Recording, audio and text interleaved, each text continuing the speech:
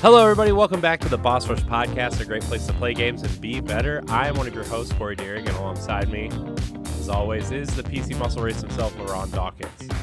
What's poppin'? Hi, LeRon. Hi, Corey. How are you? Great. Thanks for asking. You feeling better now? You COVID negative now? I am negative. Good, because I was about to say, man, like, if you don't get your gonorrhea-syphilitis cured or, like, gone, like, man, like... That sounds like a topic for After Dark. If you have so many STDs, do they just start eating themselves and... Or eating each other? No, this is how you wind up with one superbug. Ooh. And Super, then you become... Super STD. You become that thing that you fight in the basement of the hospital in The Last of Us Part 2. LeRon, you know what I'm talking about. I don't know what that is. Yeah, because Corey doesn't play Last of Us. You're right. Well, good thing you don't know, because it was gnarly. That voice you hear is the mad pharmacist herself, Stephanie Klimov. And you know what else you hear? Cheers! Cheers! Yay! How's everyone doing? Doing all right. Like, re-injured my leg this weekend at the beach. All right, old man. What did you do? Did you trip over a... Well, the one random time I started getting in the water, because like I do not usually get in like the ocean. I don't. Yeah, like I mean, like, I'm good at going to the beach and stuff, but I'm a pretty decent swimmer. Like, you know, I'm not like Michael Phelps level or anything like that, but you know, but normally, like, I like to go into not natural bodies of water, so no beaches, no lakes, no ponds, nothing like that. Like, I like to be able to have like a sense of control. So like I usually stick to swimming pools. And so I decided to go into the water. I don't know, like, I'm not sure how beach savvy you guys are, but one of the things you're supposed to do when waves are coming in is you're supposed to jump into the wave so the wave doesn't just throw you about and whatnot. And I saw the wave coming, and as the wave came, it got bigger, and it was almost like a hang 10 wave, and not a fucking, you know, like just a normal wave that hits the shore. So I was like, okay, I'm gonna definitely have to jump into this one, and so I jumped, but I jumped too early, so the full brunt of the wave hit me and like knocked me back, and that wasn't really the problem. The problem was I landed on my leg that's been kind of janky for like the last month or so. I landed on the wrong way, and like, of course, my knee buckled, and you know, like I was basically no good. So I was like, okay, that's it, I'm out of the water. Got back on the beach, sat down, just chilled the rest of the time on the beach, and then like the walk back. Another reason why I hate the beach, the fucking sand. Like it's not like firm ground underneath you. So yeah, like I'm exerting all this force trying to keep stable footing, which is fucking up my knee even more. And so Monday night and Tuesday night was like the most excruciating bedtimes for me, because like, when I would finally get my leg into a position where I could fall asleep without any pain, if I rolled over in the middle of the night, woke me right up. That pain. Yeah. Good one. Yeah. And I don't even know if this is a thing of getting old. You know, like, it's just like, this is just some bullshit. Yeah, no, I hear you. Getting old, it's not fun. Stephanie doesn't know. She's young. I do. Do I have to discuss the elbow tendonitis fluid sac thing again? That's not an injury. That's just a sad sack on your elbow. When I Google it, because Google is the source of all truth, apparently. Yes. It happens when you are old. So by definition, I am old. Yeah, you know, I only hear old people complain about bursitis. I only hear... I also just like, I don't hear, well, no, I would say I don't hear old people complaining about sciatica, but I've got a buddy of mine. He just turned 32, and his sciatic nerve like gives him all sorts of grief. Interesting. Wow. Yep. You know, You go to bed early, you sleep wrong, you're crippled for a week. I know. What the fuck is up with that? Yeah. Yep. Yeah. Well, I couldn't sleep last night, so I rearranged my entire office, which is why I look like I'm in the middle of the room instead of the corner of the room. But I made I was wondering what the hell is going on, dude. I was like, something's not right about his layout, because usually like the open door is like Yep. to your right. Mm-hmm. Yeah. It's over. It's totally messing with me. It's over there now. The He's open door. He's throwing off all our Zen stuff. I am, Yeah. but Corey, I don't like change. I know I don't either, but I had to because the layout was bothering me. And if we're gonna start streaming stuff soon, I have it all set up to where like I have my big old TV over here, and I have all my streaming stuff hooked up to the big TV. So all I have to do is like turn my head like this and play, like, whatever. It's gonna be cool. But yeah, I'm like, so side tangent. I've been watching a lot of Jeff Gersman's streams, and man, that's like something I really want to do. Like he'll stream like a bunch of. He's the guy that left Giant Bomb about a month ago. Okay. Which his new podcast is pretty good. His streams are pretty fun. It's weird because he's basically just doing Giant Bomb by himself, but I mean, I know there's a lot of like business issues that I think that's why he left. Is like a lot of the company was sold, and he had a lot of like trouble getting stuff to where it needed to be and everything. And I think he was just at the point where he was just like, I don't want to deal with this company who bought us anymore. So. Okay, I think you might have mentioned him before, but I'm just terrible with names. Yeah, I did when he left.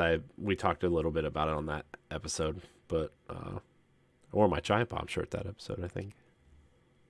Maybe that was Pow Block. I don't remember. It was one of those. I don't know. There's so many. After a while, they all kind of. I know. Yeah, they do. Oh man. I'm just like, man, I think we are doing too much, but it's fine. Ourselves, right? What? If only we can clone ourselves. I know. It'd be nice.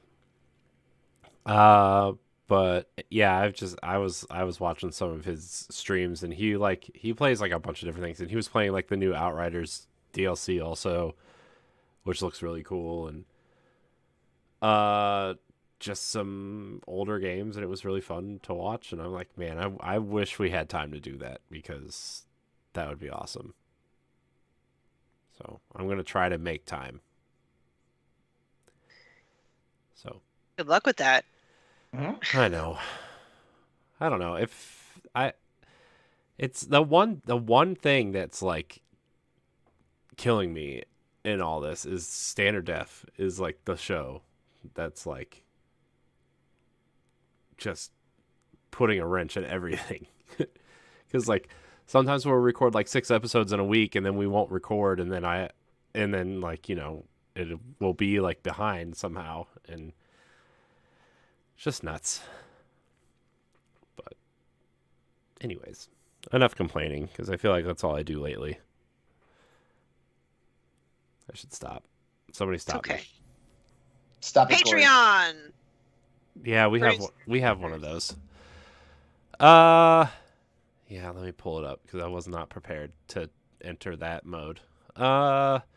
Anyways, we have a Patreon, patreon.com/BossRushNetwork. Patreon is a subscription service where you can support your favorite creators directly for specific amounts of money, and you get perks depending on how much you subscribe for, and you can cancel at any time. There's no like contract or commitment or anything. So yeah, we have a $1 tier where you get early access to the Boss Rush podcast audio version 1 week early, expansion pass 1 week early, After Dark 2 weeks early, and standard definition 2 weeks early.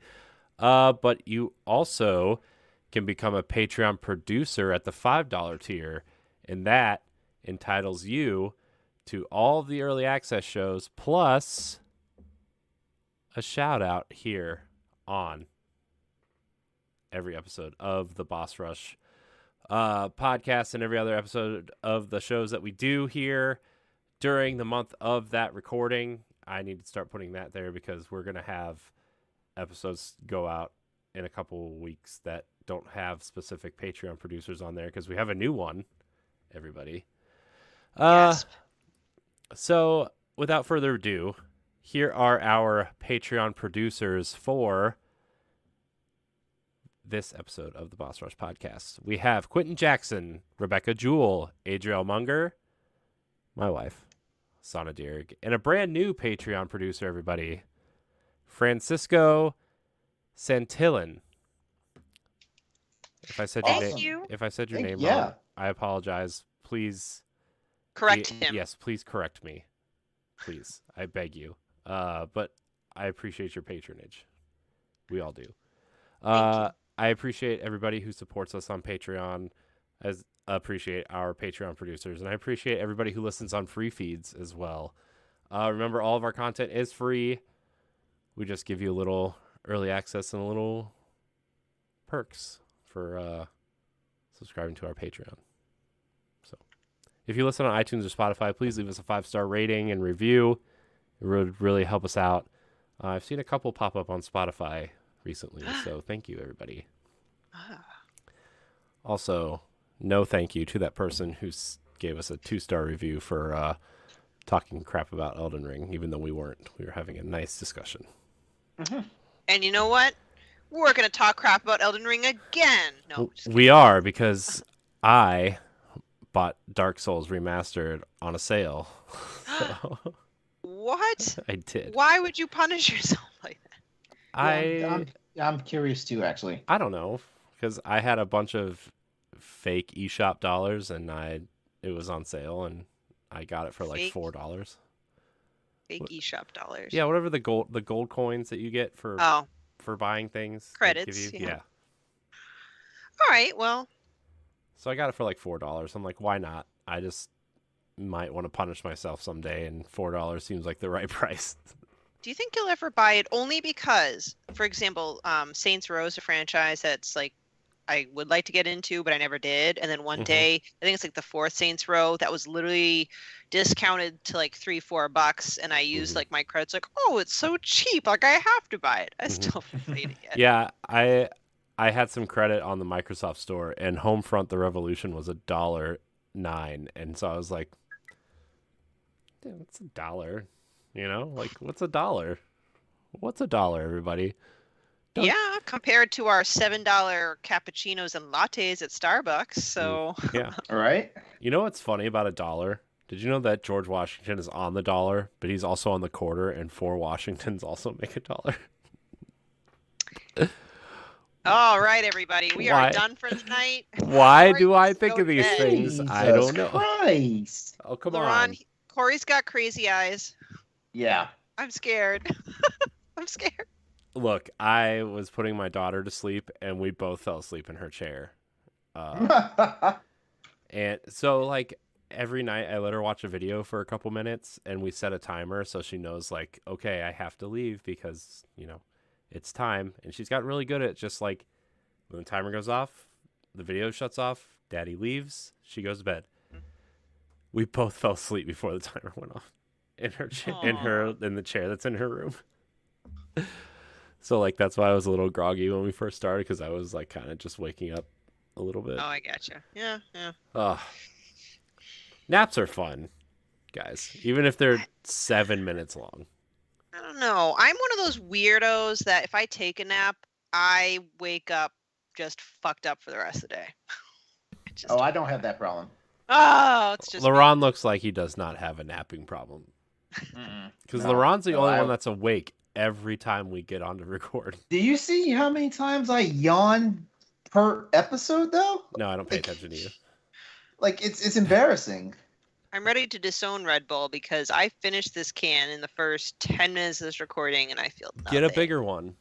Nothing! Yeah, I was about to say, Red Bulls are so fucking small, those cans. I'm getting another one. Keep talking. That's fine. Like, I guarantee you they don't do shit. They work better than Monster does. I'll tell you that. Do they? Yeah. I don't really drink any of that stuff. I've said it multiple times. I'm like, that shit will make your heart explode. So it's funny because like I don't really drink this for the energy anymore. I really just drink it for the taste because I don't drink pop, but I also like something other than water once in a while. You call it pop? Whatever. Yeah. What soda? Anyways, No, yeah. I'm just, I just it's interesting when you run across yeah. it's interesting when you run across someone that says pop. Like Yeah. I don't really I don't really have like a What do you call it, LeRon? soda. Mm. Mm. Okay. Look at the interesting conversations we have when Stephanie steps away. Pop and soda. I say soda. Yeah. I say pop. But we also say Worcester when it's spelled Worcester. Yeah. Looks like Worcester, but it's Worcester. Worcestershire sauce. That stuff's good. It Speaking makes of it makes a Worcester, very good marinade. I'll say that. yeah, I don't want to like run away with this podcast, but it reminded me of stuff I wanted to talk about. So, what have you guys been playing or doing? You already know my answer. Then let's talk start. about Monster Hunter, LeRon. Monster Get it out. Hunter, I want to Monster hear about Hunter. it because Spill the beans. No, I'm gonna go last since I'm talking about something that everybody already knows I talk about. but Yeah, it's but new DLC. stuff that you always talk about, so it's interesting. Oh, well, okay, so Monster Hunter Rise Sunbreak hasn't even been out a week yet, and I'm having a blast. Like some of my friends have already gotten to the end game, and I'm like, guys, what are you doing with your lives, man? Like shit, like enjoy the fucking game. But then again, I'm a different person when it comes to Monster Hunter because like a new Monster Hunter game comes out and I play it till it hits end of life.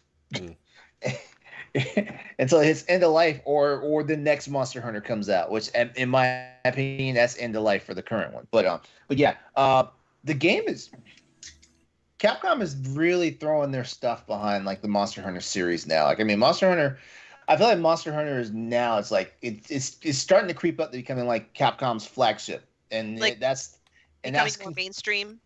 not well. I mean, Monster Hunter World is their best-selling game of all time, so I would say it's pretty mainstream at this point. Yeah. Okay. So, all right. So, Sunbreak. So Monster Hunter Rise, which is the base version of the game, like the numbers have come out and it says it's over 10 million units sold of that game. So Nice. that's pretty good, given that it's only on like the Switch and the PC. You know, Sunbreak has not been out a week yet, and they've already gotten over 2 million units sold of Sunbreak. That's impressive. As a matter of fact, it's bigger than a 30% attach rate. So, like, as far as expansion goes, like expansions for like games like this, like that's actually a success for Capcom. And the reason why I'm saying like I feel like Monster Hunter is starting to become like flagship material for Capcom because like it's actually putting up against the big boys, Street Fighter and Resident Evil. You know, like it's doing some As a matter of fact, Monster Hunter World made Capcom's year. A couple of years ago. I think a lot of people point to that game, like that and Resident Evil 7 as like turning Capcom around because remember they were doing terrible. Like they were looking to be bought. They were looking to even sell off some IP. Like they were in bad shape, really bad shape. And like Monster Hunter World and Resident Evil 7 were like their last like kind of grasp at.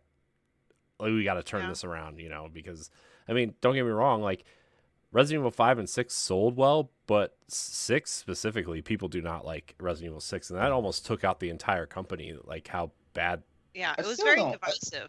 I still don't quite understand why six just pissed everybody off because I enjoy what? Because I it's still a don't know why third you person. don't like Legend of Zelda: Ocarina of Time, so everyone has their own opinion. Resident Evil's been third person since Resident Evil 4, though. No, I meant third person action, not necessarily survival horror. And I think they went more the action route instead of more kind of like a hybrid like 4 was. So, yeah. What happened? Did something happen? Something happened. No. Oh. Okay. Oh, you mean LeRon? Yeah, I don't know. He looks LeRon. distraught. LeRon. I got like this weird text, and I think it's work related, but I don't know who this person is. But anyways, I yeah. will contact them tomorrow. Okay. Why do you always get like contacted by people at your work or clients so late at night? Because this happened once before. This is his late night I escort business, well, not I his mean, day job. okay, so here's the thing about it. Here's the thing about it. Like people who have service contracts in my IT company, I'm technically on a 24/7 rule for them. But this number comes up and it looks like it's work related, but I have no, but like it doesn't attach who it is, so it's not a person in my phone book. So I'm like, I'm not gonna. I will deal with you tomorrow morning after I've gotten up and watching the new episode of Star Trek. Hmm. Question for you, LeRon. Hmm? Do you think Sunbreak would have done, this is a genuine question, would have done as well if, say, Nintendo, for example, hadn't marketed it so much? Because at least from an outsider perspective, I'm like, wow, they're really like pushing it to the forefront of like their last few directs. So I'm like, cool, Yeah. they're giving it more attention, but I don't know if that made a difference. Well, I would've think. thought- Oh, go ahead, LeRon. Sorry. I think well, Nintendo marketing it, yeah, because like Nintendo used to be the home for Monster Hunter for a good long while. This IP originally started on PlayStation, PS2, and then it spent some time on PSP. As a matter of fact, PSP got 3-4 different releases for it. And then it moved to 3DS. Well, yeah, DS and the Wii. And then from there, like the next like bunch of installments came out there and stuff like that. So then when World came out, World was the first one that Capcom was not making for exclusive for Nintendo. And surprise, surprise, it actually went multi-platform at that point because it was always just one console, and then all of a sudden, like it's on PS4 and Xbox One, and then so of course everybody was upset because all the Nintendo people felt entitled to a Monster Hunter game. So we find out that Capcom's the Monster Hunter team's always had two different teams like building Monster Hunter games. Usually one of them makes the A game, which typically is like the one that actually it's the numbered title. So like think Monster. And so Monster Hunter 1, Monster Hunter 2, Monster Hunter 3, which is Monster Hunter 4 and stuff like that. And then offshoot games like for example, we have Monster Hunter Generations, and some other ones like that. Those are made by the B Squad. I'm saying, and it sounds like I'm being negative about it, but not, because like those good games and stuff like that. So the B team went to work making a Monster Hunter game for the Switch, while the A team is making Monster Hunter 6 for the major consoles, and so right now, because we're pretty sure the next Monster Hunter game, Monster Hunter 6, is going to be in the same vein as Monster Hunter World and Iceborne was. So it's going to be too powerful for the Switch to handle. So unless Nintendo's about to do something radical and make competitive hardware, this next time around, like they're gonna have to see if Capcom decides to use their B team to make another, non-mainstream game. Which is funny because right now it looks like everything is pointing to the fact that Monster Hunter Rise is actually a contender to be like considered a numbered game, but like everything points to like Monster Hunter 6, the next one, being like the 6th edition. It's called the 6th generation. Like Monster Hunter Rise is part of the 5th generation, which is Monster Hunter World. Yeah. So it's interesting, and I can't wait for an announcement for the next Monster Hunter game. But Sunbreak is doing very well. Like as far as like entertaining me, like this is one of the most. They're taking Monster Hunter seriously, because there was a time when Monster Hunter really didn't have like what was called a cohesive story. Like there was elements and lore in it, but like the game itself, like you just went out there and like bashed monsters in the heads with like giant hammers and swords and stuff, and that was it. But now there's like a story element and all that stuff into it. That's been a thing since that's been taken more and more seriously since Monster Hunter 4. And the story is the best. I love I love every monster they've chosen because the one thing that's about expansions for Monster Hunter is like we want to see the monsters that are returning from previous games, and so far none of these monsters are a dud as far as I'm concerned, because when you have a series that's been out for like 18 years, as long as Monster Hunter has, like there are some fights you just are like, no, never bring that shit back. And so far, everything they brought back so far has been a hit for me. Hmm. I wish with Sunbreak they would have re-released the Monster Hunter amiibo, even if it had no functionality, because I really want to get my hands on a Palamute. You mean the ones from Rise? We released those. Right? Yeah. And the Yeah, because Palico, because yeah. the Sunbreak amiibos are coming, even though like apparently like there's some bullshit going on about like the U.S. sales and stuff. So like I may have to import from Japan because Okay, I want the Malzeno one. I didn't know that. Because didn't Breath of the Wild re-release amiibo for the Oh DLC? yeah, They Nintendo always like re-releases well, like their stuff. it's weird because like Nintendo re-released. They only re-released the champions for uh The DLC. Age of Calamity. Oh, I thought DLC. All right, I could be wrong, but I know they re-released it at some point, which is fine even if it was just the champions. I still only have Urbosa, but I like the Monster Hunter ones. Like I don't play the game, but I love those amiibo. I I think they're know. beautiful. I thought Oh about man, the Monster Hunter amiibos are amazing. I thought about getting them too, Like, just because they're really cool looking and they're like some of them look like they're better quality than the the Nintendo ones. right, Yeah, right. yeah. Mhm. So, but The I only amiibos I get are like the actual like the ones from Monster Hunter, like they're the actual monsters. So like it's Mhm. like Stephanie, you're talking about how you want like the Palamute and the Palico. I don't even want those. I want the Monster Hunter Stories ones. I want the girl that's holding the egg for some reason. I I just think she looks cool. I don't like the human ones at all. I don't. I The only major difference though is like the ones for the original Monster Hunter stories actually had like the humans riding the monsters, right. and that was cool because like you basically got like a character plus you got one of the monsters from the series. Hmm. Mhm. Yeah, Yes, so I bought all four of those. yeah. Monster Hunter. So the next the next time I decide I want to buy a game, which will probably be like in 30 seconds. I don't know. Monster Hunter is a game that I really want to play, If you want me to play and Sunbreak with you, um, I do. But the thing is when am I going to play? Because I don't get to play games very much like anymore. I was playing Sunbreak right up until like it was time for us to start the recording tonight. Yeah. And there's a part of me that kind of like, you know what, I should just turn it on and put it on the side monitor here. Uh, but like coming from like what you were saying earlier though, where like Monster Hunter World feels like the real game, but it feels like they're positioning Rise as a numbered game or whatever Mhm. theoretically. As a Nintendo fan, it definitely like feels like World is the main game, and this is like Yeah, the side game. yeah, the side game, right? Like But you that's know what? I'm really enjoy. Well, I feel like I feel like they would have to do a lot for me to say I do not enjoy a Monster Hunter game, you know. And this one, I you know, like it's basically they basically took like what was essentially Iceborne, and you know, like built on top of that, and you like the fun factor is just tremendous.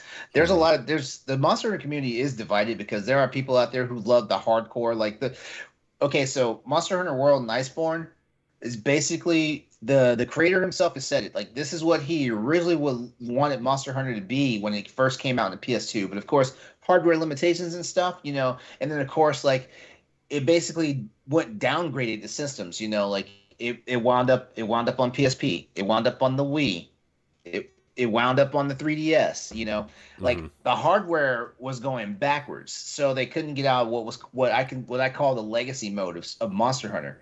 So when we finally had the PS4 and the Xbox One, these powerful ass systems that you know, by the time we got the PS4 and Xbox One, we were basically looking at like you could go to a store, spend $800 for like a low grade like gaming PC, you know, and that gave them the tools and everything they need to actually make the game they want. And this is what the executive producer for Monster Hunter said. This is not me like wishing it into existence. You know, Mhm. um, so of course like like people wanting it to come to Nintendo, to the Switch and stuff like that. Like of course the hardware is not there, but the magic they've done with the RE engine and stuff, like oh my god, like Mhm. like it plays like World and Iceborne, except like it's like Monster Hunter meets Naruto because like you're running on walls, you're writing your own pets now and all this stuff. It's crazy, and like you're Spider-Man zip dashing all over the place and things like that. Man, it's an element that most people who for some strange reason don't want to play Rise, but are still playing World. They're like man, I wish I had some of that. I wish we had some of that stuff. It's like, dude, like why don't you just play a damn Monster Hunter Rise? Yeah. It's it's weird because the RE engine wasn't even supposed to be able to run on Switch. I wonder what kind of modifications they did to that. Yeah, it's got to be a modified. I'm not gonna say it's a very modified version, but it's got to be a modified version because Hmm. like the RE engine, launched Resident Evil 7, right? Hmm. And then Devil May Cry because they didn't Everything, use the everything everything Capcom does, even Street Fighter's on it. yeah the new Street Fighter is on the RE engine. Yeah, like because Monster Hunter World was not built on the RE engine. It wasn't? I thought it was. No, no, it's not RE engine. Nope. What is it? Unreal? It's not Unreal. Nope. It's their in-house. Maybe it was the one they were using for yeah, their previous in-house one. MT framework. Yeah, that one. Because that's what Street Fighter 4 and 5 were on. I'm pretty sure. Yeah.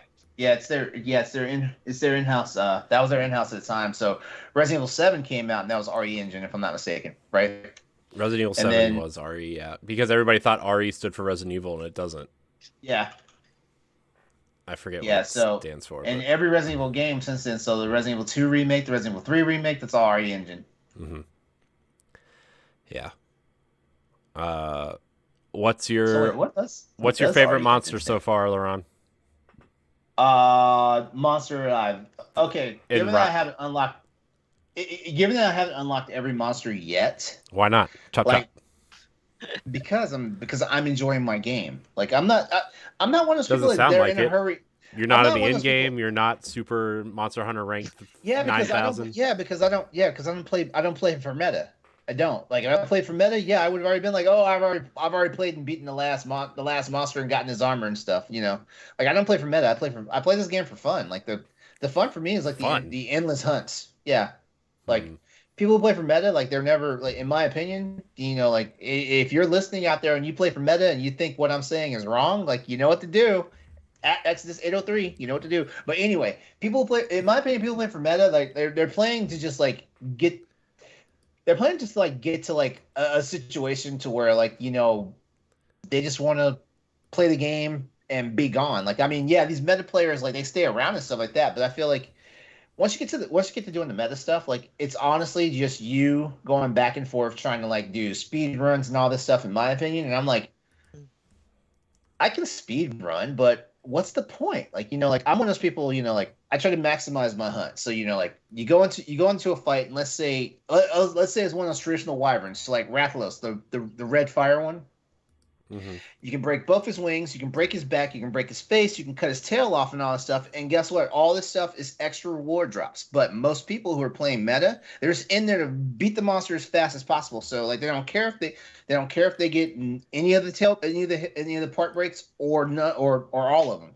They don't care about that stuff. They just want to go in there and like kill this monster in like less than 90 seconds and move on and stuff like that. I'm like, that's not really fun for me. Like it's fun to know that I can do it, but it's not fun for me overall because I like the challenge of because random elements existed where sometimes like a monster does something. It's like, where the hell did that come from? It's not like it's a new move or nothing, but it's just something that is just completely unexpected from its move set. And it's like, I fought this thing like 50 times. That's the first time it's done that to me.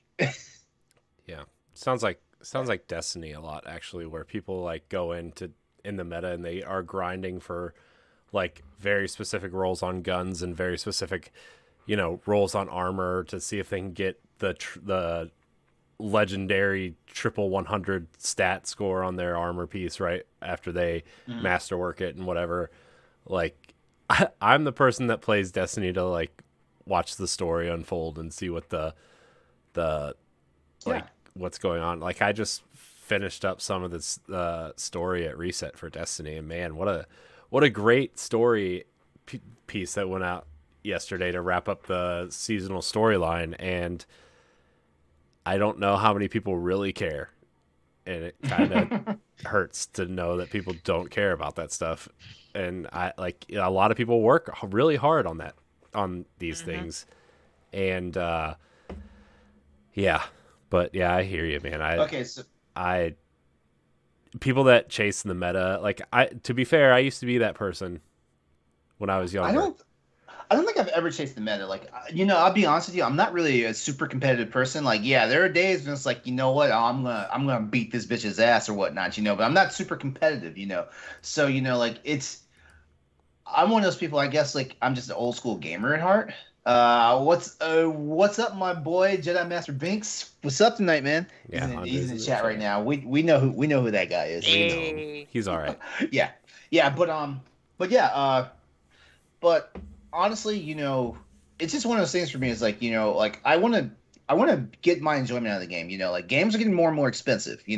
And sometimes the bar of how you enjoy the game is how long you spend your time in it. Like I used to play Monster Hunter games back when like that RPG timer. When that thing was stuck at all nines, I used to play Monster Hunter games that long. Wow. Like shoot, like I guarantee you, if I turn on my Monster Hunter World for PlayStation, it's over 700 hours. And that's before I started playing the PC version. I think, yeah, I mean, I'm right there with you in terms of Destiny. I think overall since Destiny 1, I've put like 2,500 hours into Destiny. Like, yeah, I mean, look, Andre knows what I'm talking about. He's in the chat. I know he knows what I'm talking about. But yeah, man. Yeah. So in all honesty, Monster Hunter is the only game I've been playing. But to answer your question, you asked me what's my favorite monster. Right now, I gotta say my favorite monster right now, based off of what I've actually played, it's got to be Shagaru Magala, which is basically the okay, it's Shagaru Magala. Okay, so remember that black wyvern that basically the internet went nuts for when I saw it in like the 2 previous reveal videos before? It was the black purple one. It was the black and purple one. Yeah, like his evolved form is called Shagaru Magala. Shagaru Magala. And Gore Magala and Shagaru Magala are returning monsters that they'd only been seen in Monster Hunter 4. Well, actually, I can't say if they hadn't been seen anywhere else, but it was the flagship for Monster Hunter 4. I think it may have been in Generations, but I really didn't play Generations. I own it for the Switch, but I didn't really play it because they released that game, which is the legacy style Monster Hunter game, after Monster Hunter World had been out. And I was like, okay, I'm going to buy the game because it's Monster Hunter. I'm going to mess around with it. But guess what? I'm not really going to spend that much time on it because like I can't go back and play the old Monster Hunter games because like the control scheme is just too different now. Like this plays like World, Iceborne, and Rise and Sunbreak play like modern action games now. Whereas Monster Hunter, the older ones, like Dude, if you need to heal yourself, you would literally pop the potion. Your guy would stand still, drink a potion, and then he would flex to show that he just like got life back. And all this time, like there's a monster out there trying to like destroy your ass. I can't go back to that anymore. That'd be hilarious if they went back to like Monster Hunter, like maybe like Generations. I would say it was like. Ooh, I don't know if I don't know if I can go back, but you could. If they went back to that and said this is how Monster Hunter is going forward, I would just dig in and just do it. Yeah, I think you could if you just played. I mean, like after like an hour, I think you would just be fine. Yeah, but I mean, the shock of going back to Generations from playing Monster Hunter World was too bad. It was too staggering for me. Yeah. Well, man, every time you talk about Monster Hunter, I'm like, I should just do it. Yeah, but like right now, I'm just trying my best. Like, there's one monster that I want to see, and that's a monster that you couldn't play anywhere else except for Monster Hunter Frontier, which is only available in Japan, and it was the actual online. It was the first true online massively multiplayer Monster Hunter game. Like, and what monster is that? Hoobla, it's Shabalama ding dong. the creature's name is Espinas, and Yeah, Oh, that's that not one. bad. yeah, and it's just a green, and red spiky monster, and it's got a bad temper. And I've and and when I saw it way back in the day on in Monster Hunter Frontier, I was like, oh my god, like. I was trying to find ways to play Monster Hunter Frontier because they would ping your IP, and if your IP wasn't from Japan, you immediately got banned. Oh wow. Yeah, As a matter of fact, I was able to play about 4 hours of the game before my time ran out. And this is before Damn. VPN. This is before VPNs. Now I'm pretty sure if Monster Hunter Frontier was still out there, people would probably be using VPNs just to play. I see. Okay. Yeah, but like literally, like you got just enough. Basically, it was like playing the pre. Like how a lot of these games have like previews, where you could play like 20 hours of a game, and then it's like, oh, you're cut off. You need to pay for the game now. Yeah. That's the way I felt with Frontier. But yeah, like Espinas is the monster. Like I've always wanted to play this monster, and I've seen a lot of monsters from Monster Hunter Frontier. Like that Monster Hunter Frontier ran for 9 years. They kept That's the a server. pretty They kept the decent plan. servers running. They kept updating it every season. So like spring, summer, fall, and winter. Every season there was a new drop of content for Frontier. They kept it going for a long time. And this is a game that was built off the skeleton of Monster Hunter 2. Wow. Wow. That's man. I think it's crazy when like MMOs are built off of like an older version of the game. Mhm. Right? I forget what game was out. Oh, people are still playing like Phantasy Star. Like Phantasy Star Online 2 New Genesis is literally still built off of the GameCube version of Phantasy Star V2. Right? It's just nuts that game is still going. Yeah. And like Final Fantasy 11 is still going. The PC version of Final Fantasy 11, people are still playing that even though it's 20 years old. People are still playing EverQuest. Like it's nuts. For real, yeah. Yeah. Look at LeRon having his side conversation in the chat right now.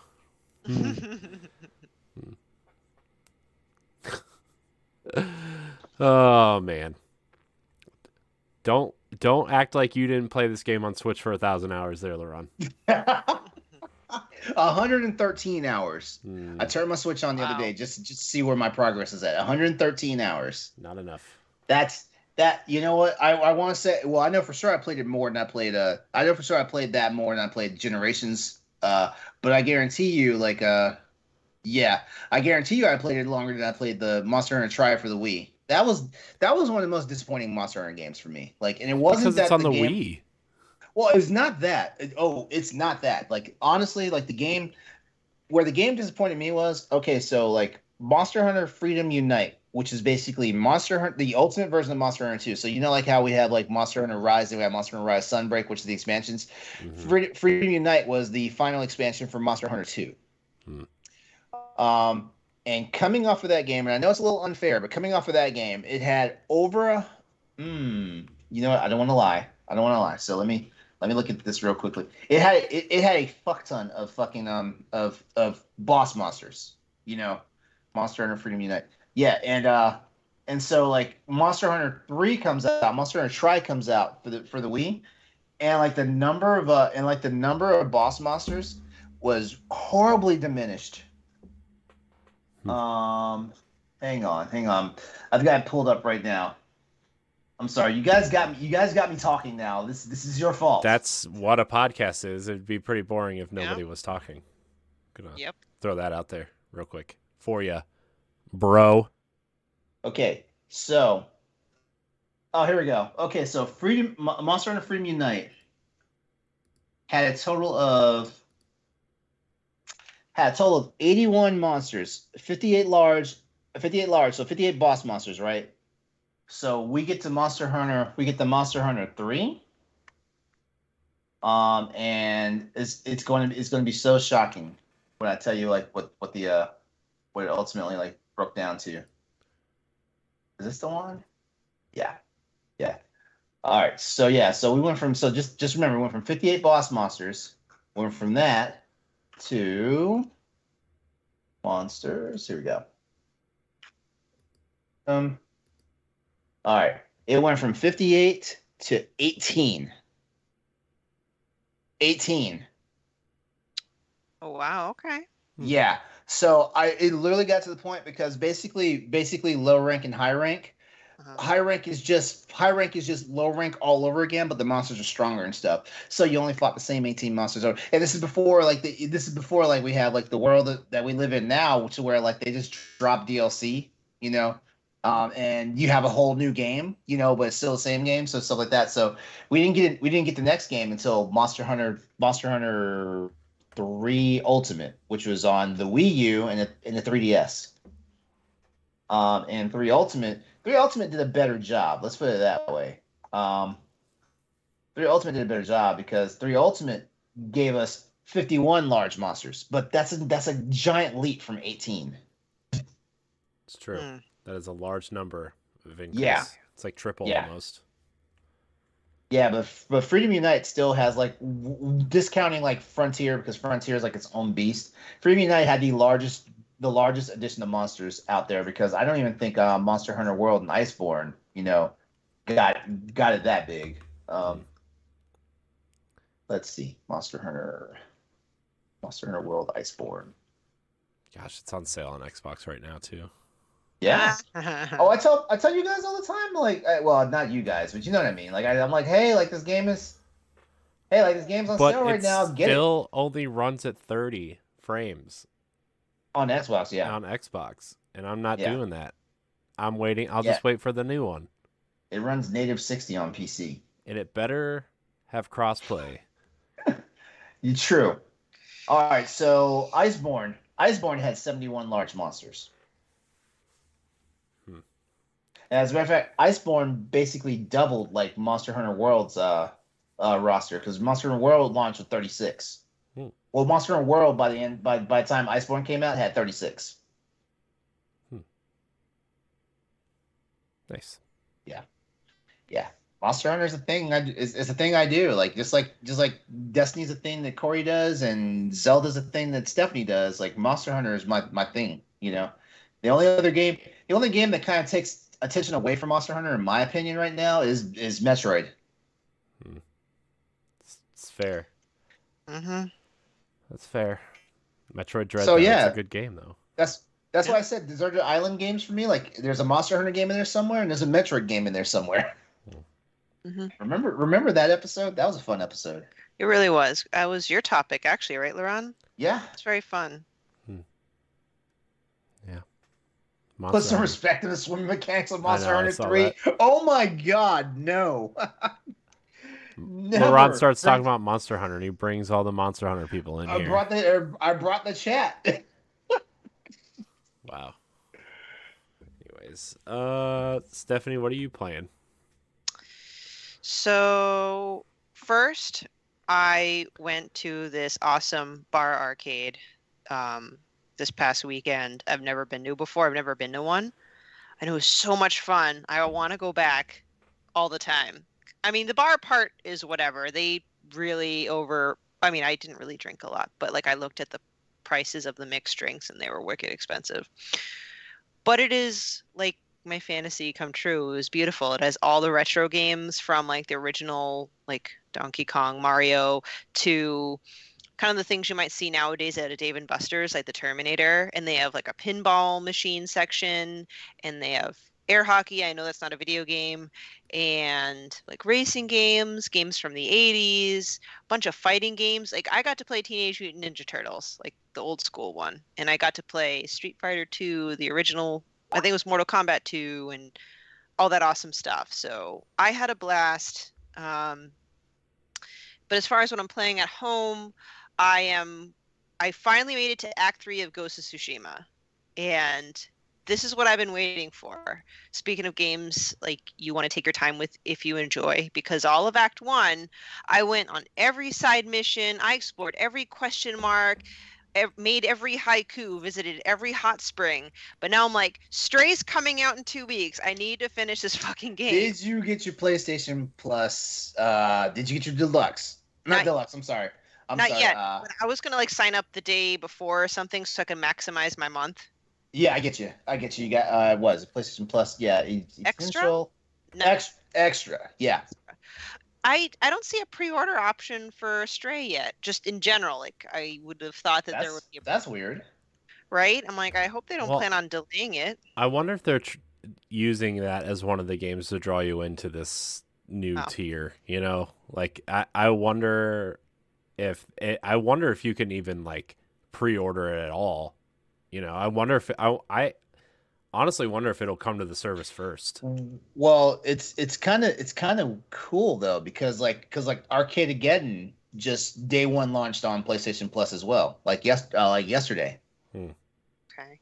So yeah, so it looks like I'm not sure, and like it's too early to say right now, but if Sony's giving us two day one games a month, because like there's a beginning of the month drop which is for all tiers, and then there's a mid month drop of a few more games that happens. It's only for extra and premium. I guess, but and you know I've been following Stray very closely. Oh, The way they word it is not that it was going to exclusively launch on the service first. They just said it'll drop and it'll also be available. Anyway, well, regardless, I'm going to be on the service so I can play it immediately. So I'm like, I have to hurry the fuck up with Ghost of Tsushima. So for Act 2, I only mainlined it, which breaks my heart, but I'm just like mainline. And I mean, I'm going to not like spoil it, but I think people can guess via the title and just how good storytelling works is you spend Act 1 and Act 2 trying to gather allies to beat the Mongols. Like, that's not news. But I was just waiting for that payout because you spend all these side quests and these missions to rally these people. So basically, between like going from Act 2 to Act 3 is this battle where you do all your allies come together and it's this immense battle sequence. I almost thought it was Endgame for a minute because it says you're about to enter a long mission. Do you want to continue? I'm like looking at my clock. Oh, it's 10:30. I'm gonna do this, and it was so much fun. And the twist, I wouldn't say it was completely a shocker, but you know, maybe as a half Asian, I know it's based off Japanese culture and I'm Chinese and it's not the same, but it's similar about honor and like doing things a certain way, and you have to do that, and like any other way is wrong, even though that's phrased there's multiple ways to skin a cat. So like as you can imagine, Ghost of Tsushima versus the traditional samurai way, you can probably guess that Jin Sakai is conflicted with following his code. So you can only you can guess the conflict that he gets into, and we're at that pinnacle of that conflict, which again resonates with me because I'm like, this is the repercussions if you don't kind of follow your honor code or honor system or whatever you want to call it. So I'm just gushing about it because I just played through a very well done fight sequence and dramatic scene. I love it. But yeah, 2 weeks to finish Act 3. That's what I gotta do. Nice. You got this. I think I can. But because of that and just holidays, I haven't really played much more than that. I, hit a couple levels on Kirby on the Switch. I did get Death's Door physical, but I'm gonna probably start Death's Door on Xbox since I have Game Pass. So I think we're gonna try to do a spoiler cast on that. Yeah, so Stray's coming July the 19th. Yes. Yeah, which is a Tuesday, so that's when the next we're probably be getting an announcement real soon from Sony about the next drop of PlayStation Plus games. I'm gonna flip out. I wanted to take the day off to play it. That's how much I'm excited. But my work partner, took PTO that week. So I'm like, damn it, one of us needs to be on at all times, and it's that one day. That sucks. Yeah. Oh well, can't win them all. Just, I don't know, take your PlayStation to work. It'll be fine. Just plop it on your desk.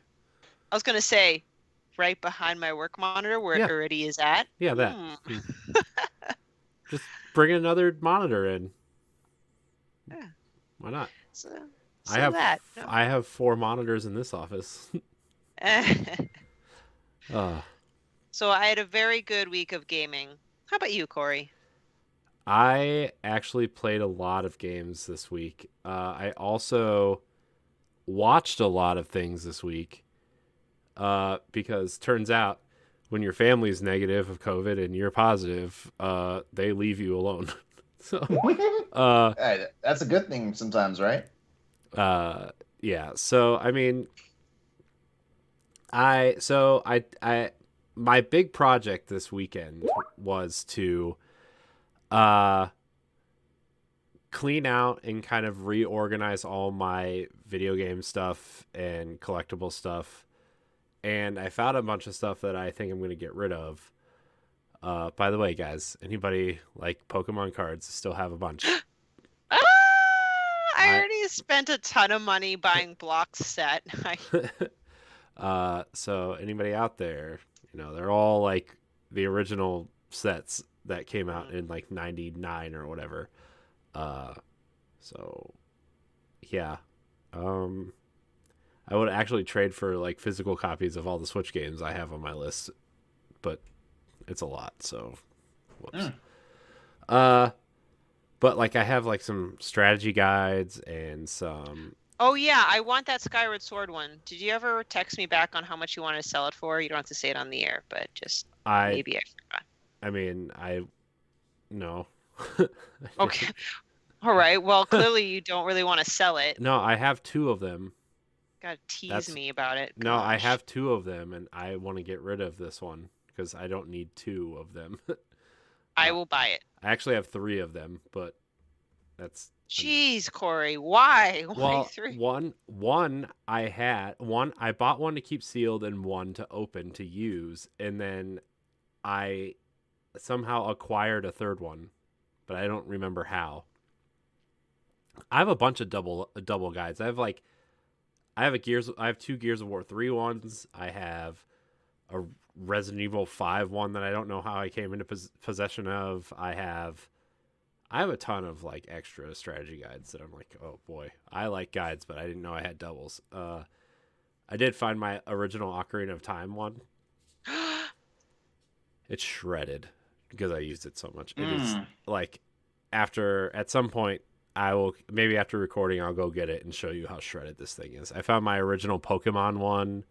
I found my original Mario 64 one. These things are Oh, used and abused. the way the guides should be.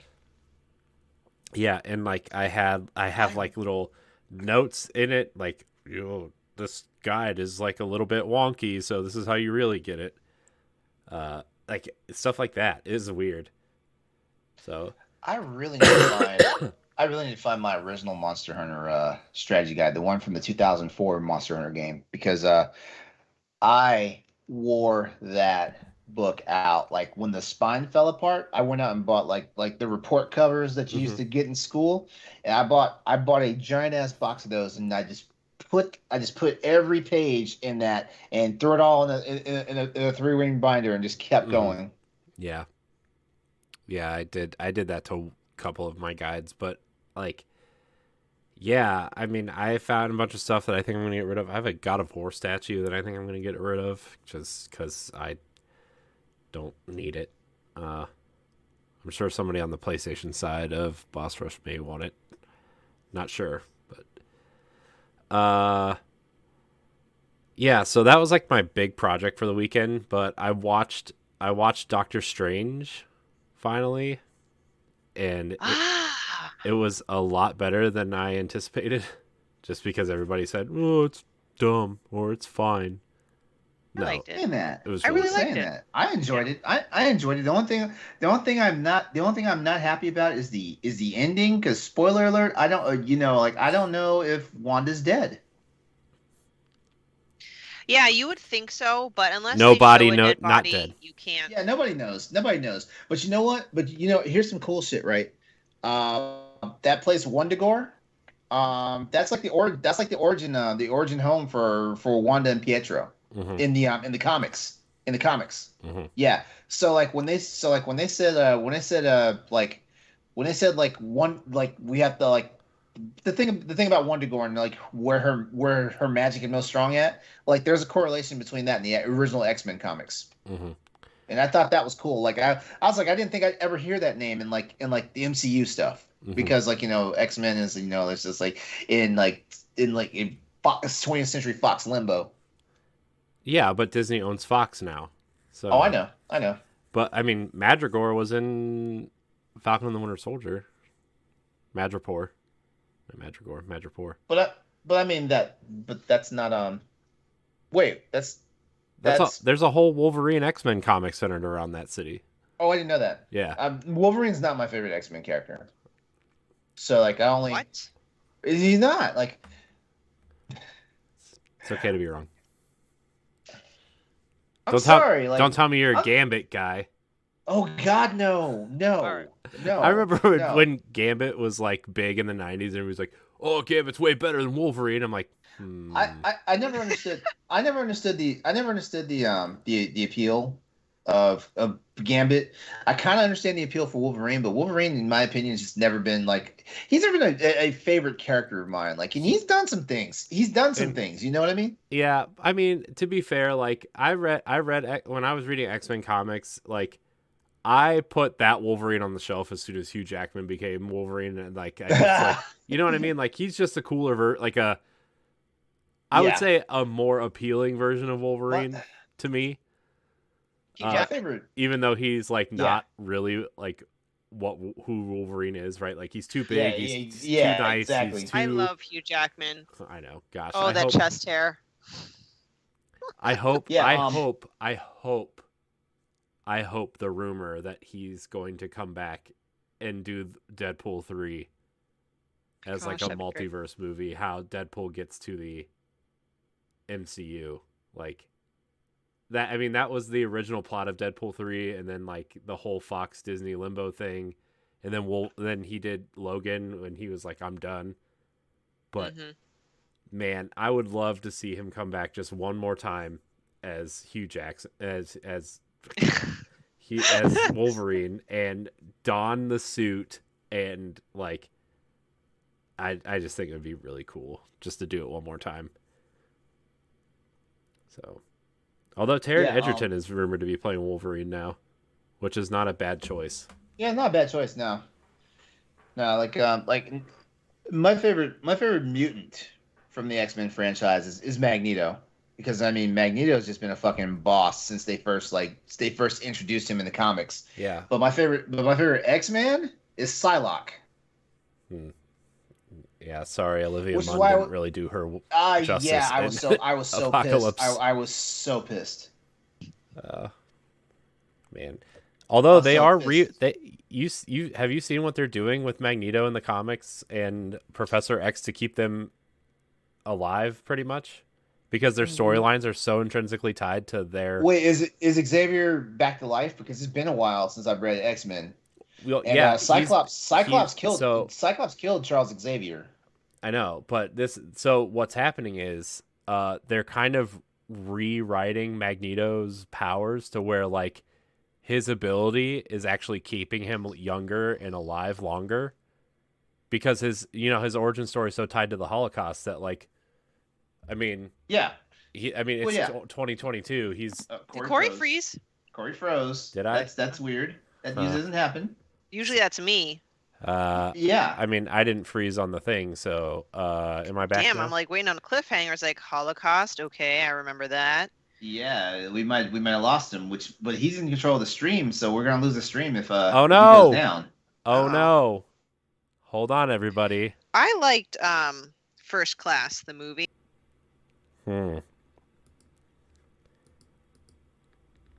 Let's see if this worked to stream. Let's see if I fixed it here. I don't know if I fixed it or not. It just says connecting. I don't know. Uh-oh. I'm streaming by myself.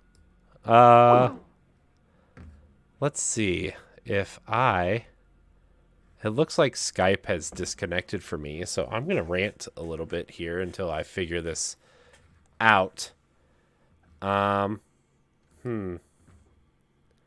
Let's quit Skype. Maybe. What if we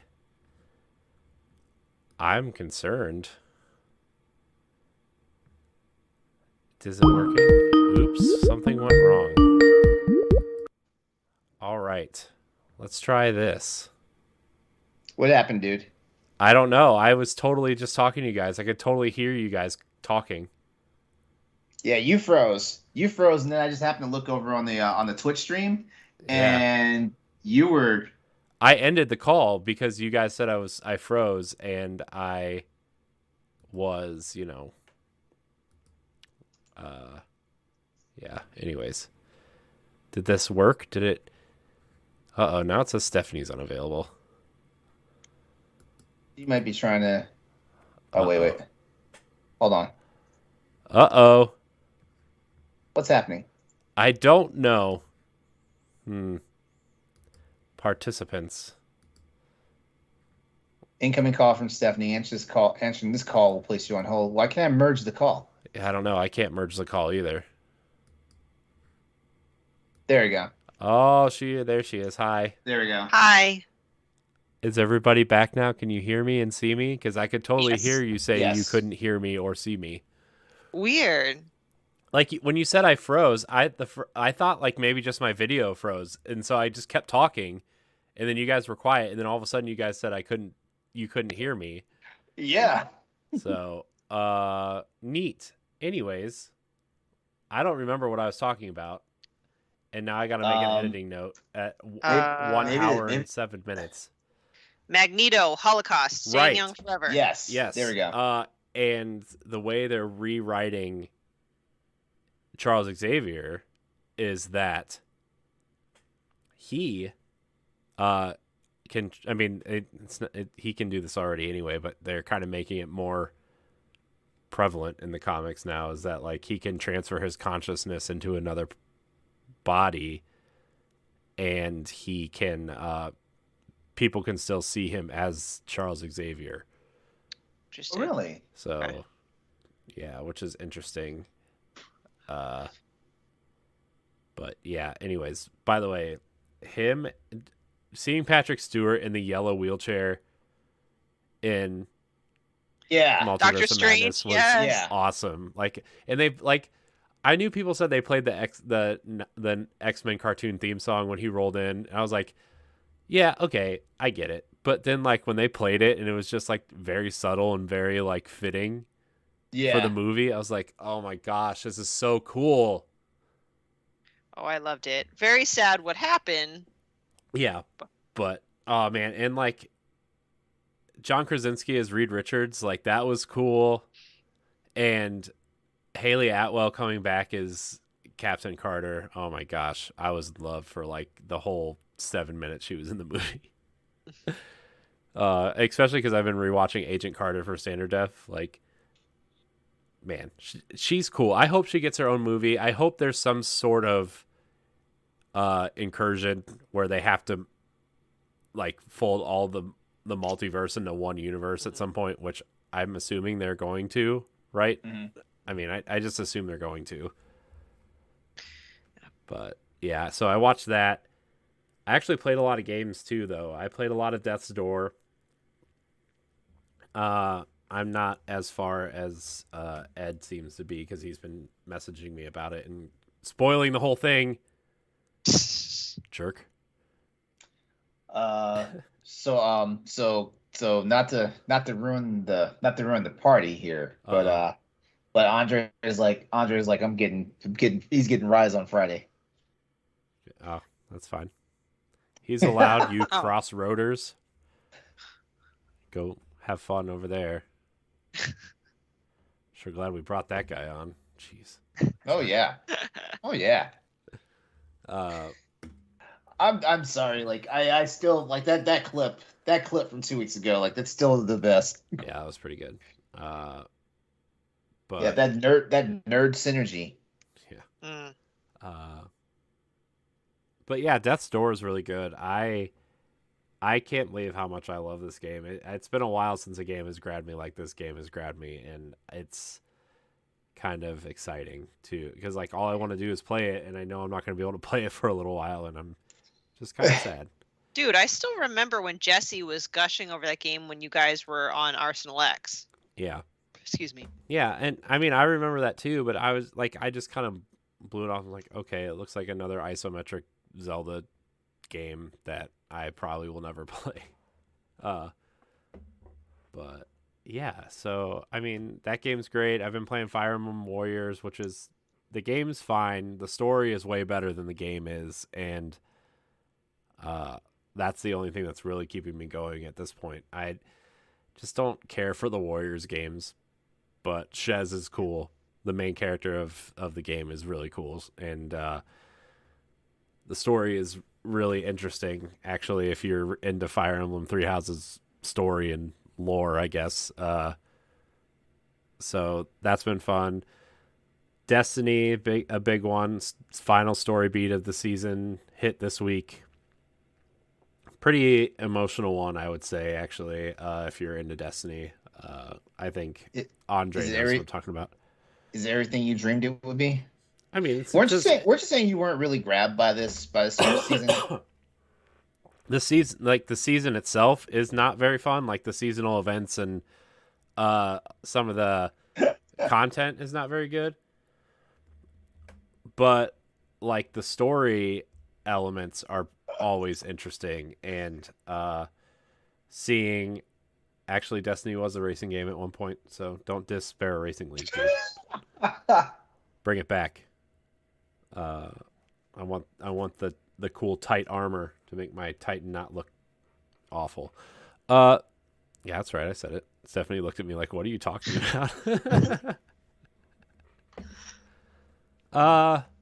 But yeah, no. The seasonal storyline was great at the end. You know, like it's all about fighting your like this seasonal story is about fighting your inner demons and like what's still holding you back from being like reaching your full potential and stuff, and it's centered around these nightmares that have been unleashed, and you know, the darkness is trying to corrupt you with your nightmares, and it's about how you kind of grow from the pain that you've encountered in your life. And it's really an interesting kind of Destiny does a really interesting thing where they actually tell a lot of great stories revolving around like mental health and LGBTQ and racism, and they do it in a way that like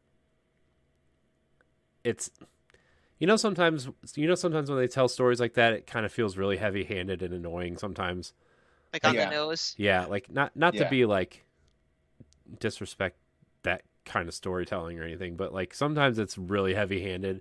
They do it in a way that's like very nuanced and very clever, and it's very fun to see unfold, and it's been very cool to see them kind of tell these stories in a world where, on Tower Casuals we always say it's about space wizards and fighting bug people, and they're telling these stories that are like this, and it's really nice to see. Well, I like subtle and nuanced, because sometimes when you're heavy-handed, and there might be reasons why they go that route, but if they don't tread carefully, heavy-handedness to me can be associated with just being, patronizing and pandering. So, gotta walk that fine line.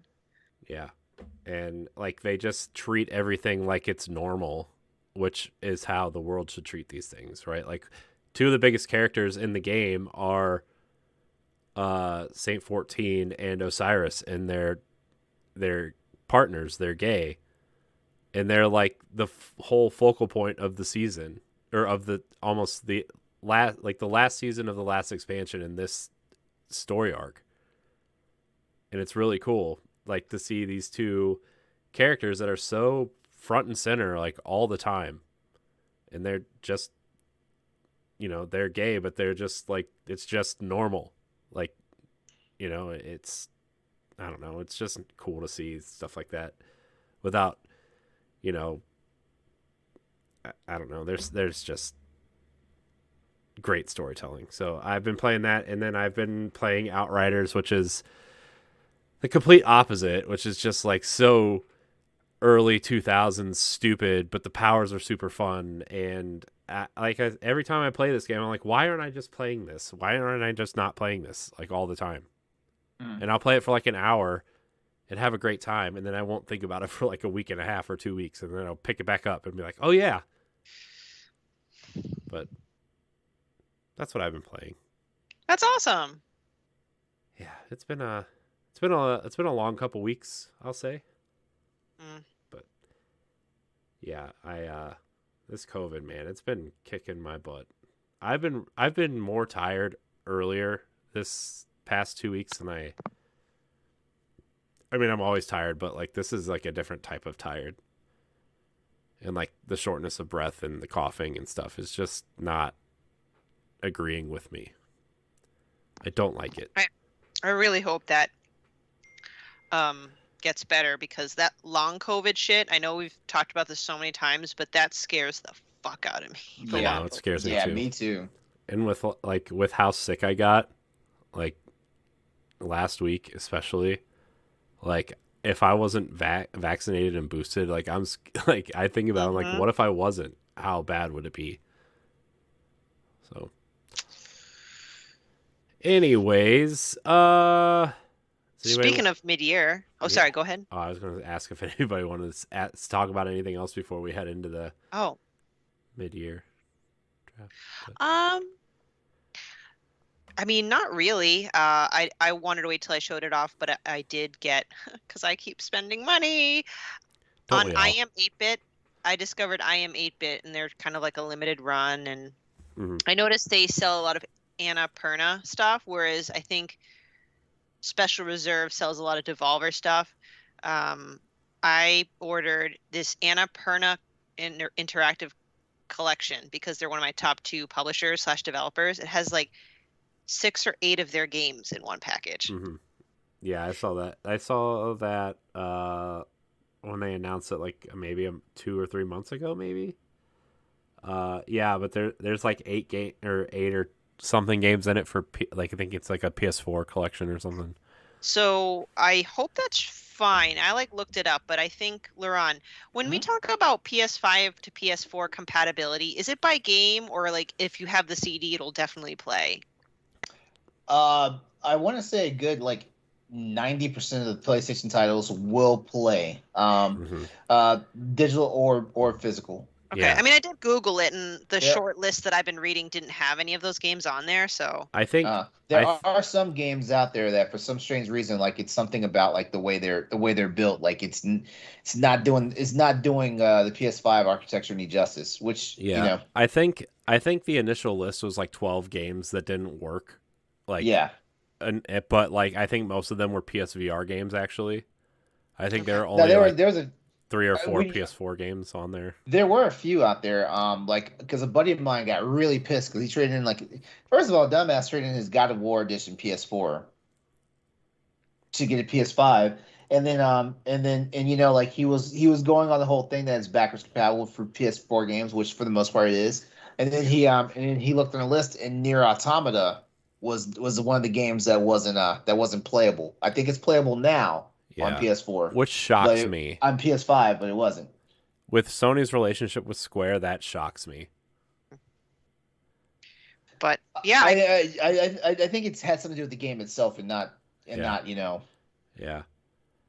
But then again, I don't want to speak too out of turn, because of course, like somebody would think I'm S-wording for Sony. But yeah, I got that. I also ordered a physical copy of the Untitled Goose Game, but the Lovely Edition, just because I want a physical copy of it. That game. Yes. And then also, Limited Run just opened pre-orders for Glover, so I pre-ordered Glover. Oh yeah. It's an N64 game.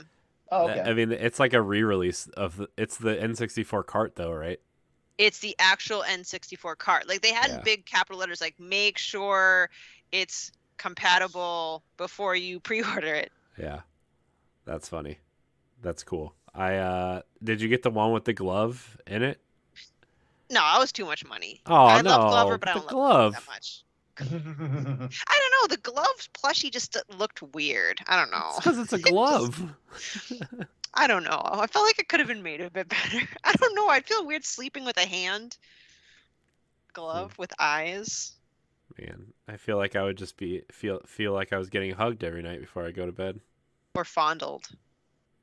It's even better or worse depending on where you're at in your life. Exactly. So I don't know. I'm good with just the N64 cartridge.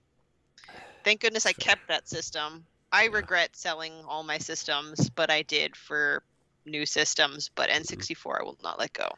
I thought about getting rid of my PlayStation 2 that's downstairs just because I don't ever, But I kept all the games that I wanted to keep for it. I have God of War 1 and 2, Kingdom Hearts 1 and 2, Final Fantasy X. What else do I have? There's like Final Fantasy 12 Collector's Edition is downstairs. I think I have like 10 games for it. But it's the white slim one that you could only get with that SingStar bundle. Oh, I remember that one. And and it was $100 when it came out, and I was like, well, if I'm going to leave this hooked up to my TV, I might as well replace the one I have so it lasts longer, was my initial thought. And then I got an Xbox 360 and never turned it back on. So, whoops. Yeah. And then I have like all those games physically on another console, and it's like, well, why do I want to keep this now? I have a lot of great memories of the PS2, but I don't know. I'm not like super attached to it. So I still have all my Nintendo consoles, by the way, except for a Virtual Boy. Nah, no one cares about that. If anybody has a Virtual Boy out there, I'll trade you my Pokemon cards for it. Just kidding. No, I won't. Because the Virtual Boy's not worth that much. I was gonna say, The thing is, though, is I had one, and when I had one, I was poor and had to pay rent, and I ended up selling it to pay rent. Which, hey, gotta do what you gotta do. Yeah, that's true. I know. It was super hurtful, though. It's fine. Anyways, you know what's super hurtful? All these games that get delayed on our Metacritic list. Who's the one that had Forspoken? Please tell me it was me. I'm checking that right now. Yeah, I think it's pinned in our Discord. I always think it's pinned in our Discord. You do? Yeah. Oh, it's LeRon. You had Forspoken. Ooh. Oh well. So how do we want to do this? Should we just like verbally like read off what we had and what our scores are so far? Yeah, I mean we can. Don't worry, LeRon. Bayonetta 3 is probably going to get delayed also. I know. But you know what? I just want to be able to point at Ed and laugh when it does get delayed. I don't think it looks that good. I'm really worried about that game, to be honest. It looks like Bayonetta. It doesn't, though. Maybe I need to like watch. There's monster battles in it. Which, you know what? I probably need to watch the trailer again. I don't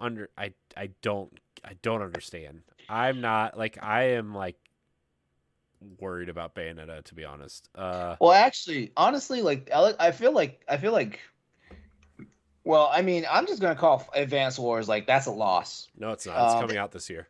It's gotta come out this year. Okay, before we start just talking about random games, let's remind everybody what we did. Yeah. We did a boss rush draft for 2022. We did. How many games we picked? 10? 10? Yeah, 10 games. 10. 10.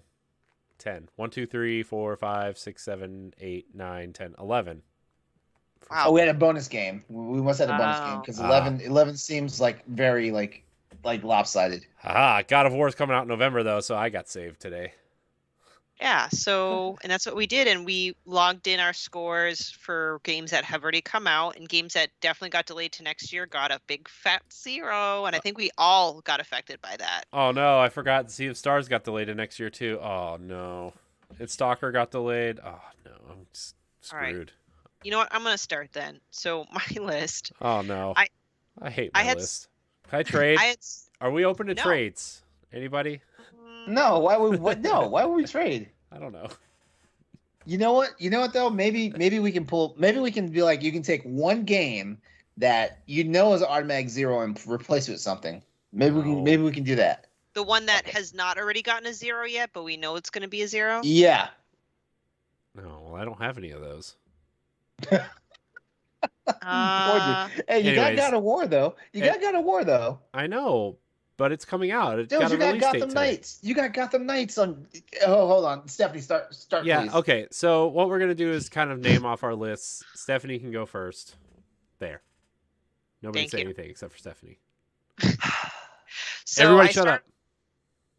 up. You're so fresh. I hate you. Can I go? Yeah, please go. Please go.